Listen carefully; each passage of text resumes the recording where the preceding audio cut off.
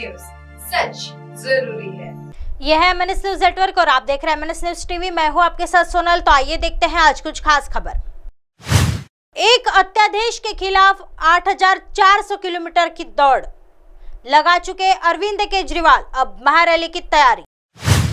केंद्र और दिल्ली सरकार के सियासी संबंधों में खटास कोई नई बात नहीं है। पिछले 9 सालों के दौरान चुनी हुई दोनों सरकारों के बीच अलग अलग मुद्दों पर विवाद की वजह से दूरी कम होने के बजाय और बढ़ती चली गई।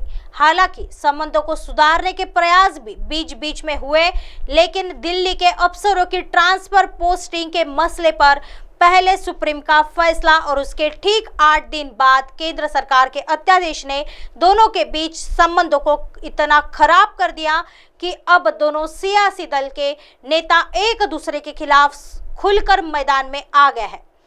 इस मुहिम के तहत अरविंद केजरीवाल 11 जून को महारैली को संबोधित करेंगे। आपके राष्ट्रीय संयोजक एक तरफ विपक्षी दलों को एकजुट करने में जुट गए हैं, तो दूसरी तरफ 11 जून को दिल्ली के रामलीला मैदान महारैली करने की तैयारी में भी दमखम के साथ जुटे हैं। दिल्ली महारैली को सियासी जानकार बीजेपी के खिलाफ आपका शक्ति प्रदर्शन भी मान रहे हैं।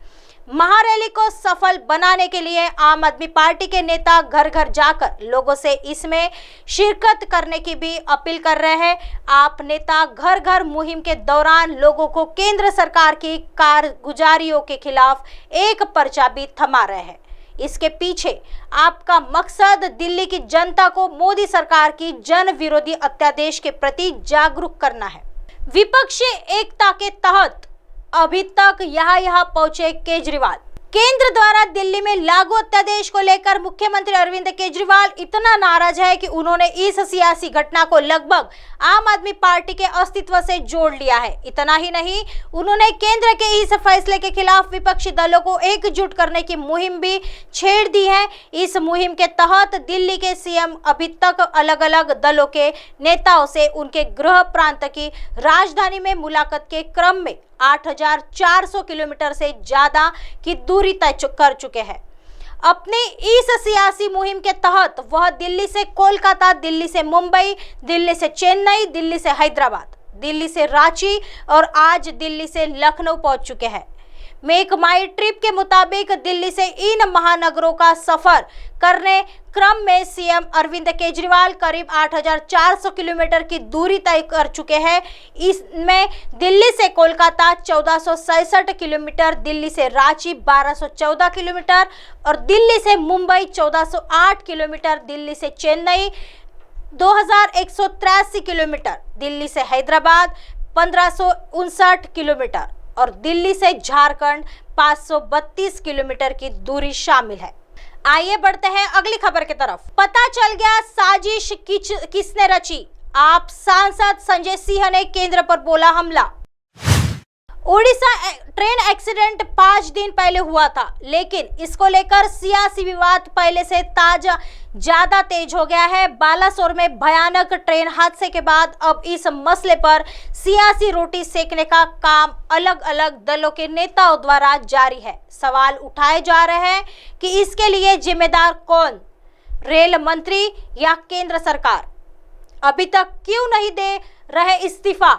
इसी क्रम में अब आम आदमी पार्टी से सांसद संजय सिंह ने केंद्र सरकार पर हमला बोला है। उन्होंने इस हादसे को लेकर केंद्र को कटघरे में खड़ा किया है। उन्होंने ओडिशा ट्रेन हादसे को लेकर पूछा है कि पता चल गया साजिश किसने रची। आप नेता संजय सिंह ने अपने लेटेस्ट वीडियो में केंद्र से पूछा है कि पता चला गया साजिश किसने रची।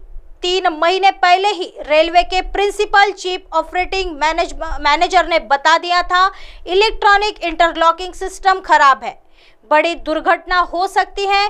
इसके बावजूद मोदी सरकार क्यों नहीं जागी? मतलब साफ है, साजिशकर्ता मोदी सरकार है। सब कुछ सामने आ गया है।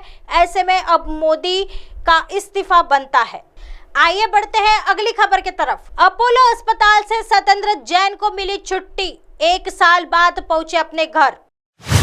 दिल्ली सरकार में पूर्व मंत्री रहे सत्येंद्र जैन करीब 1 साल से तिहाड़ जेल में बंद थे। हाल ही में आम आदमी पार्टी के नेता सत्येंद्र जैन को तिहाड़ जेल में चक्कर आने की वजह से गिरने के बाद अपोलो अस्पताल में इलाज के लिए भर्ती करा गया था। उनकी हालत अब स्थिर है।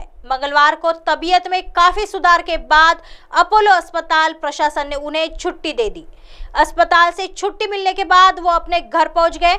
मनी लॉन्ड्रिंग मामले में 58 वर्षीय जैन को इस साल मई में प्रवर्तन निदेशालय ने 31 मई 2022 को गिरफ्तार किया था। उनके खिलाफ केंद्रीय जांच ब्यूरो ने साल 2017 में मामला दर्ज किया था। बाद में ईडी ने अपनी लॉन्ड्रिंग मामले में जैन का नाम आने के बाद उन्हें गिरफ्तार किया था। उसके बाद से वो तिहाड़ जेल में बंद थे। कुछ दिन पहले तबीयत खराब होने की वजह से उन्हें पहले डीडीयू अस्पताल, फिर सफदरजंग अस्पताल और उसके बाद अपोलो अस्पताल में इलाज के लिए भर्ती कराया गया था। इस बीच अदालत ने खराब तबीयत के मद्देनजर मानवीय आधार पर 6 सप्ताह के लिए अस्थायी जमानत दी है। यही वजह है कि तबीयत में सुधार के बाद 1 साल बाद वो सीधे अस्पताल से अपने घर पहुंचे हैं। ऐसे ही दिन भर की तमाम बड़ी खबरों से आपको रूबरू कराएंगे। तब तक बने रहिए MNS न्यूज के साथ। नमस्कार।